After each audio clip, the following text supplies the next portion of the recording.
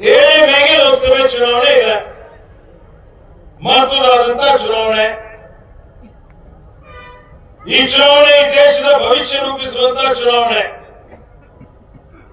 ಇವತ್ತು ಒಂದು ಕಡೆ ಕಾಂಗ್ರೆಸ್ ಪಕ್ಷ ಇದೆ, ಕಾಂಗ್ರೆಸ್ ಪಕ್ಷದ ಅಭ್ಯರ್ಥಿ ಇದ್ದಾರೆ. ಇನ್ನೊಂದು ಕಡೆ ನಮ್ಮ ಎದುರಾಳಿ ಬಿಜೆಪಿಯ ಅಭ್ಯರ್ಥಿ. ಈಗ ನೀವೆಲ್ಲ ಆಲೋಚನೆ ಮಾಡಬೇಕಾಗಿದೆ. ಬೀದರ್ ಲೋಕಸಭಾ ಕ್ಷೇತ್ರದ ಜನ ಯಾರಿಗೆ ಮತ ಹಾಕಬೇಕು, ಯಾರಿಗೆ ಮತ ಹಾಕಿದ್ರೆ ನಿಮ್ಮ ಅಭಿವೃದ್ಧಿ ಆಗ್ತದೆ, ನಿಮ್ಗೆ ಒಳ್ಳೇದಾಗ್ತದೆ, ಈ ಭಾಗದ ಸರ್ವಾಂಗೀಣ ವಿಕಾಸ ಆಗ್ತದೆ. ಆತ್ಮೀಯ ಬಂಧುಗಳ, ಈಗಾಗಲೇ 10 ವರ್ಷದಿಂದ ಲೋಕಸಭೆಗೆ ನೀವು ಬಿಜೆಪಿಯ ಸಂಸದರನ್ನು ಗೆಲ್ಲಿಸಿಕೊಂಡಿದ್ದೀರಿ ಬೀದರ್ ಜನ ನೀವು ಅಂದ್ರೆ. ಆದ್ರೆ 10 ವರ್ಷದಲ್ಲಿ ಇವ್ರು ಏನ್ ಮಾಡಿದ್ದಾರೆ, ಏನ್ ಜವಾಬ್ದಾರಿ ಕೆಲಸ ಮಾಡಿದ್ರಪ್ಪ ಇವರು ನೋಡಿ. 2014ರಲ್ಲಿ ಬಿಜೆಪಿ ಅವರು ಹೇಳಿದ್ರು ಅಧಿಕಾರ ಬರಕ್ಕಿಂತ ಪೂರ್ವದಲ್ಲಿ ಏನ್ ಹೇಳಿದ್ರು, ಅಚ್ಚೇ ದಿನ ಹಿಂಗೆ ಅಚ್ಚೇ ದಿನ ಹಿಂಗೆ ಭಯ್ಯ. ಇವತ್ತು ನಾವು ಬೆಲೆ ಏರಿಕೆ ಕಡಿಮೆ ಮಾಡ್ತೀವಿ, ಪೆಟ್ರೋಲ್ ಡೀಸೆಲ್ ಅಡಿಗೆ ಸಿಲಿಂಡರ್ ಬೆಲೆ ಅರ್ಧಕ್ಕೆ ಕೊಡ್ತೀವಿ. ಅವಾಗ 60 ರೂಪಾಯಿ ಇದ್ರೆ 30 ರೂಪಾಯಿ ಕೊಡ್ತೀವಿ ಅಂತ ಹೇಳಿದ್ರು ಡೀಸೆಲ್.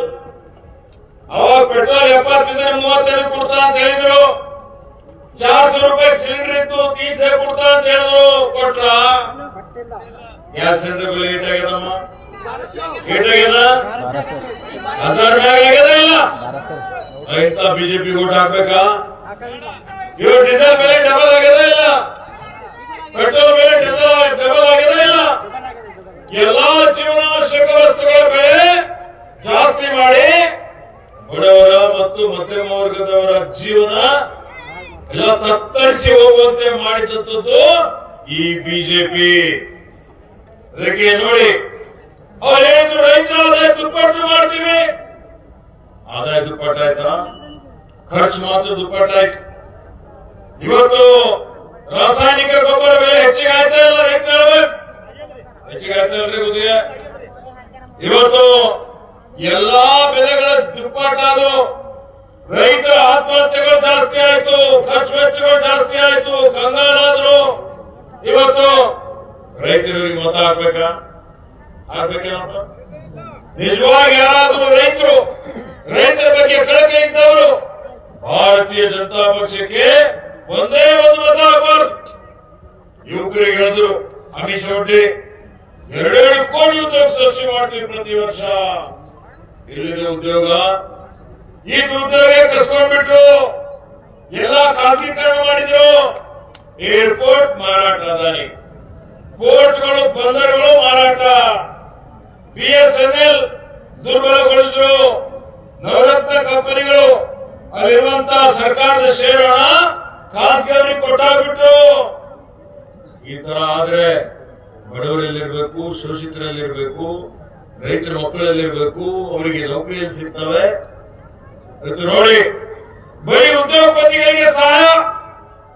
ಇವತ್ತು ರೈತರ ಏನ್ ಪರಿಸ್ಥಿತಿ, ಸಾಲ ಮನ್ನಾ ಮಾಡಿ ಅಂತ ಹೇಳಿದ್ರೆ ಸರ್ಕಾರ ದಿವಾಳಿ ಆಗ್ತದೆ ಅಂತ ಹೇಳಿದ್ರು ಬಿಜೆಪಿಯವರು.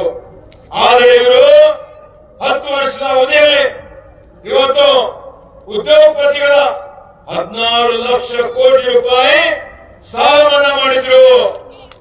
ಇವತ್ತು ಇವರಿಗೆ ಕೋಟ್ಯಾಂತರ ರೈತರು ಬೇಕಾ? 50 ಜನ ಉದ್ಯೋಗಪತಿಗಳು ಬೇಕು. ಈ ಸರ್ಕಾರ 50 ಜನರಿಗಾಗಿ ನಡೆಸ್ತಾ ಇದ್ದಾರೆ ಬಿಜೆಪಿಯವರು ಕೇಂದ್ರದಲ್ಲಿ. ಕೇಳಬೇಕಲ್ಲ ಅವರಿಗೆ. ಇವರು ಹೇಳಿದ್ರು 2022 ಒಳಗಾಗಿ ಪ್ರತಿಯೊಬ್ಬರಿಗೂ ಸೂರ್ಯನವರಿಗೆ ಸೂರು ಕೊಡ್ತೀವಿ, ಜೋಪಡಿ ಮುಕ್ತ ಮಾಡ್ತೀವಿ, ಪಕ್ಕಾ ಮನೆ ಕೊಡ್ತೀವಿ, ಆ ಮನೆಗೆ ನಲ್ಲಿ ನೀರು ಹಾಕೊಡ್ತೀವಿ, ಸಪ್ಲೈ ಕೊಟ್ಟು ಆ ಮನೆಗೆ ವಿದ್ಯುತ್ ಕೊಡ್ತೀವಿ. ಕೇಂದ್ರದ ಬಿಜೆಪಿಯವರು ಮನೆ ಕೊಟ್ರ? ನಾವು ಕೊಟ್ಟಿವಿ. ಸಿದ್ದರಾಮಯ್ಯ ಸರ್ಕಾರ, ಕಾಂಗ್ರೆಸ್ ಸರ್ಕಾರ, ನಾನು ಮಂತ್ರಿದಾಗ ಮನೆ ಕೊಟ್ಟಿದ್ದೇವೆ. ನಾವು ಕೊಟ್ಟಿದ್ದ ಮನೆನೇ ಇವರು ಖರ್ಚು ಬಿಡುಗಡೆ ಮಾಡದೆ ಇವತ್ತು ಬಡವರ ಶಾಪಕ್ಕೆ ಗುರಿಯಾಗಿದ್ದು ಇದೇ ಭಗವಂತ ಕೂಗ. ನೆನಪಿಟ್ಟವರಿಗೆ ಏನೋ ಮಾಡಿಲ್ಲ, ಮಾಡೋರಿಗೆ ಮಾಡಿಬಿಡೋದಿಲ್ಲ. ಇವತ್ತು ಮನೇನೂ ಇಲ್ಲ. ಇವ್ರು ಹೇಳಿದ್ದೆಲ್ಲ ಬಂಡಲ್, ಹೇಳಿದ್ದೆಲ್ಲ ಸುಳ್ಳು. ಇವರೆಲ್ಲ ಸುಳ್ಳಿನ ಸರ್ದಾರ್ಗಳು. ಇವತ್ತು ನೋಡಿ ನಮಗೆ ಹೋಲಿಕೆ ಮಾಡಿ ಕಾಂಗ್ರೆಸ್ಗೆ ನಾವು ಕೊಟ್ಟ ಮಾತಿನಂತೆ ನಡೀತಾ ಇದೀವ ಇಲ್ಲ, ಕೊಟ್ಟ ಭರವಸೆಗಳು ಈಡೇರಿಸ್ತಾ ಇಲ್ಲಮ್ಮ, ಮಾಡಿದೇ ಇಲ್ಲ. 5 ಗ್ಯಾರಂಟಿ 10 ತಿಂಗಳ ಕೆಳಗೆ ಯಾವ ಸರ್ಕಾರ ಇತ್ತು? ಬಿಜೆಪಿ ಸರ್ಕಾರ ಇತ್ತು. ಅವಾಗ ಏನಾರ ಗ್ಯಾರಂಟಿಗಳು ಕೊಟ್ರ? ನಿಮ್ಗೆ ಏನೋ ಸಹಾಯ ಆಯ್ತಾ? ನಿಮ್ ಖಾತೆಗೆ ಹಣ ಬಂತ? ಬಂದಿಲ್ಲ. ನಾವು ಹೇಳಿದ್ವಿ ಚುನಾವಣೆ ಪೂರ್ವದಲ್ಲಿ 5 ಗ್ಯಾರಂಟಿ ಬಂದ ತಕ್ಷಣ ಅನುಷ್ಠಾನಕ್ಕೆ ತರ್ತೀವಿ. ಗೃಹಲಕ್ಷ್ಮಿ ಗ್ಯಾರಂಟಿ, ಗೃಹಲಕ್ಷ್ಮಿ ಅಡಿಯಲ್ಲಿ ಪ್ರತಿಯೊಂದು ಪರಿವಾರ, ಅದಕ್ಕೆ ಯಾವುದೇ ಜಾತಿ ಮತ ಪಂಥ ಯಾವುದೂ ಇಲ್ಲ, ಎಲ್ಲಾ ಜಾತಿಯವರ ಮನೆಯ ಒಬ್ಬ ಮಹಿಳೆ ಮುಖ್ಯಸ್ಥರಿಗೆ ಯಜಮಾನಿಗೆ ಪ್ರತಿ ತಿಂಗಳು 2,000 ರೂಪಾಯಿ ಕೊಡ್ತೀವಿ ಅಂತ ಹೇಳ್ತೇವೆ. ಈಗ ನಿಮ್ಗೆಲ್ಲ 2,000 ರೂಪಾಯಿ ನಿಮ್ ಖಾತೆಯಲ್ಲಿ ಜಮಾ ಮಾಡ್ತಾ ಇದೀವಿ. ಮಾಡ್ತೇವೆ ಎಲ್ಲ ಎಷ್ಟಾಯ್ತು? 2,000 ರೂಪಾಯಿ ಒಂದು ವರ್ಷಕ್ಕೆ ಎಷ್ಟಾಯ್ತಮ್ಮ? 24,000 ರೂಪಾಯಿ ಆಗ್ತದೆ. 24,000 ರೂಪಾಯಿ ನೇರವಾಗಿ ನಿಮ್ ಖಾತೆಯಲ್ಲಿ ಜಮಾ ಆಗ್ತಾ ಇದೆ. ಇದು ಬಿಜೆಪಿ ಮಾಡ್ತಿದ್ದೇನಮ್ಮ? ಫ್ರೀ ಕರೆಂಟ್ ಕೊಡ್ತೀವಿ ಅಂತ ಹೇಳಿದ್ದೇವೆ, ಫ್ರೀ ಕೊಟ್ಟಿದ್ದೇವೆ. 5 ಕಿಲೋ ಅಕ್ಕಿ ಹೆಚ್ಚಿ ಕೊಡ್ತಾ ಅಂತ ಹೇಳಿದ್ದೇವೆ, ಅಕ್ಕಿ ಕೊಟ್ಟಿಲ್ಲ. ಕೇಂದ್ರದವರು ಖರೀದಿ ಮಾಡಿ ಹೋಗಿದ್ರೆ ಅಕ್ಕಿ ಬದಲಾಗಿ 170 ರೂಪಾಯಿ ಪ್ರತಿ ವ್ಯಕ್ತಿ ಕೊಡ್ತಾ ಇದ್ದೀವಿ. ಒಂದು ಪರಿವಾರದಲ್ಲಿ 6 ಜನ ಇದ್ರೆ 1,020 ರೂಪಾಯಿ ಬರ್ತದೆ. ನಿಮಗೆ ಬರ್ತವೆ ರೊಕ್ಕ ಹೊಂಟಲ್ಲ ನಿಮ್ ಖಾತೆಯಲ್ಲಿ? ಏನ್ ಹೇಳಿದ್ರು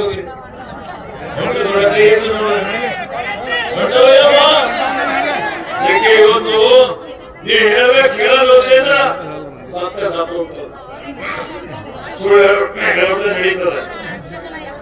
ಅವರಿಗೆ ಮಾಡಿದ್ದು ಮಾಡ್ಯಾರ ಅಂತ ಹೇಳ್ಬೇಕೇ. ಅದಕ್ಕೆ ಆತ್ಮೀಯ ಬಂಧುಗಳೇ, ಇವತ್ತು ಅಕ್ಕಿ ದುಡ್ಡು ಕೊಡ್ತಾ ಇದ್ದೇವೆ. ಇವತ್ತು ಯುವ ನಿಧಿ ಕಾರ್ಯಕ್ರಮ, ಶಕ್ತಿ ಯೋಜನೆ, ನಿಮ್ಗೆಲ್ಲಾ ಶಕ್ತಿ ಕೊಡಬೇಕು.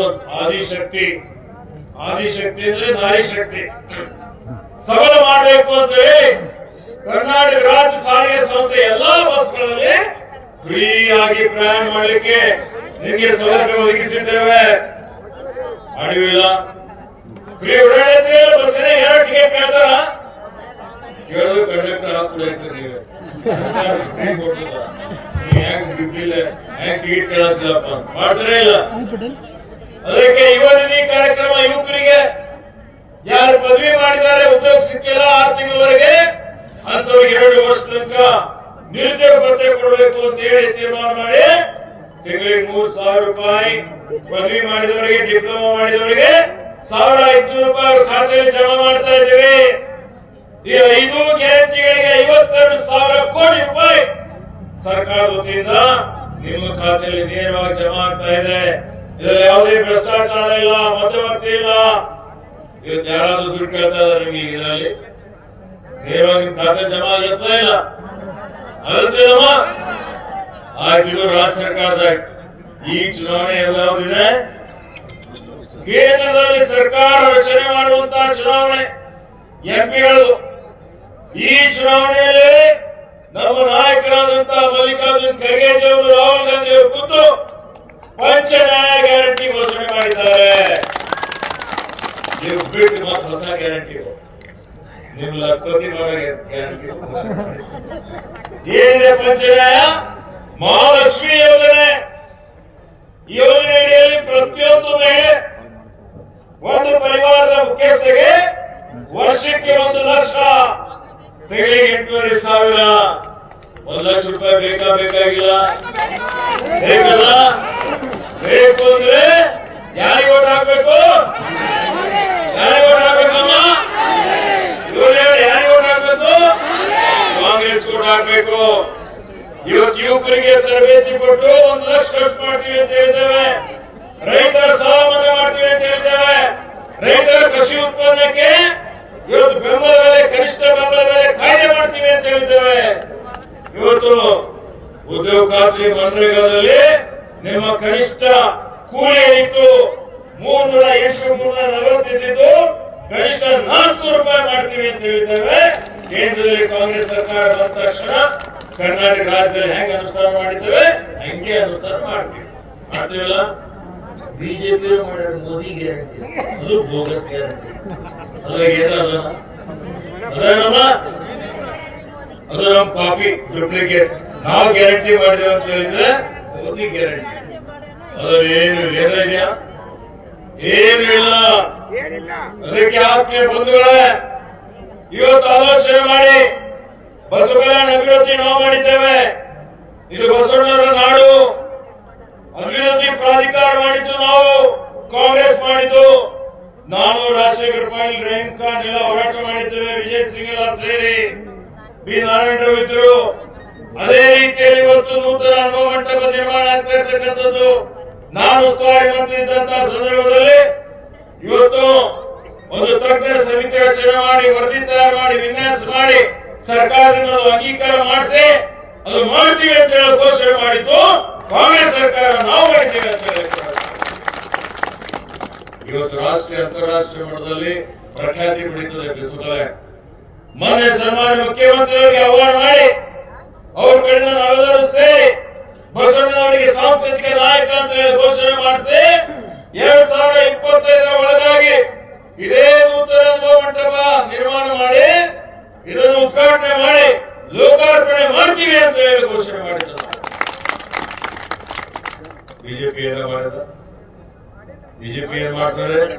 ಶೋಷಿತರಿಗೆ, ಬಡವರಿಗೆ ಸಂವಿಧಾನ ಬದಲಾವಣೆ ಮಾಡ್ತೀವಿ ಅಂತ ಹೇಳ್ತಾರೆ. ಇವರು ಟಿಪ್ಪರ್ ಲಾಗ್ ಹಾಕಿದ್ರು, ಏನ್ ಮಾಡಿದ್ರು? ಸಂವಿಧಾನದಲ್ಲಿ ಬದಲಾವಣೆ ಮಾಡಿ ಸಾಧ್ಯ ಇಲ್ಲ ಅನ್ನೋ. ಅದಕ್ಕೆ ಆತ್ಮೀಯ ಬಂಧುಗಳೇ, ಜಾಗೃತರಾಗಿರಿ ನೀವು. ಇವರಿಂದ ಇವತ್ತು ಪ್ರಜಾಪ್ರಭುತ್ವ ಅಪಾಯದಲ್ಲಿದೆ, ಸಂವಿಧಾನ ಅಪಾಯದಲ್ಲಿದೆ, ಸರ್ವಾಧಿಕಾರಿ ಧೋರಣೆ ಅನುಸರಿಸ್ತಾ ಇದ್ದಾರೆ. ಇವತ್ತೇನು ಇವರು ಮನಸ್ಸಿಗೆ ಬಂದಂಗೆ ಅಧಿಕಾರ ದುರುಪಯೋಗ ಮಾಡ್ಕೊಳ್ತಾ ಇದ್ದಾರೆ, ಜನವಿರೋಧಿ ನೀತಿ ಅನುಸರಿಸ್ತಾ ಇದ್ದಾರೆ.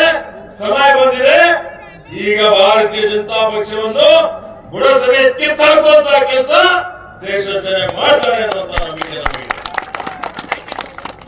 ಇವತ್ತು ನೋಡಿ, ನಿಮ್ಮೆದುರುಗಡೆ ಇಬ್ಬರು ಇವತ್ತು ಅಭ್ಯರ್ಥಿಗಳಿದ್ದಾರೆ. ಭಗವಂತ ಖೂಬಾಗೂ 10 ವರ್ಷ ಕೊಟ್ಟಿರಿ.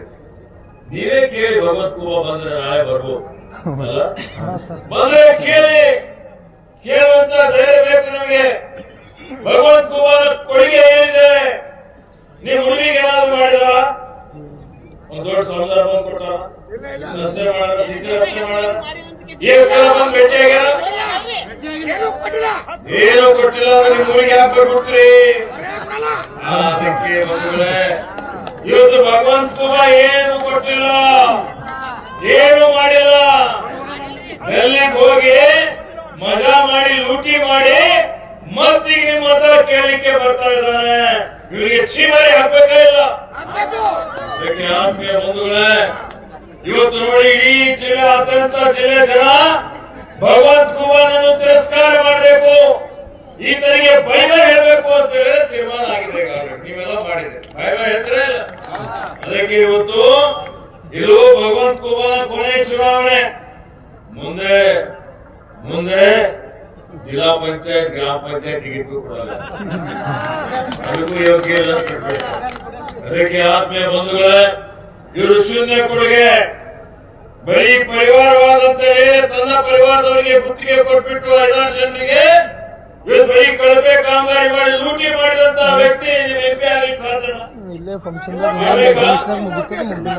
ಅದಕ್ಕೆ ಆತ್ಮೀಯ ಬಂಧುಗಳೇ, ಎಷ್ಟು ದೊಡ್ಡ ಇದೆ, ಎಷ್ಟು ದುರಂಕಾರ, ಎಷ್ಟು ದುರ್ವರ್ತನೆ. ಭಗವಂತ ಖೂಬಾನೇ ಬಂದ ಸ್ಟೇಟ್ಮೆಂಟ್ ಏನಂತ? ಬಿಜೆಪಿಯ ಲೂಟಿಕೋರರು ಸತ್ಯ ಪೇಪರ್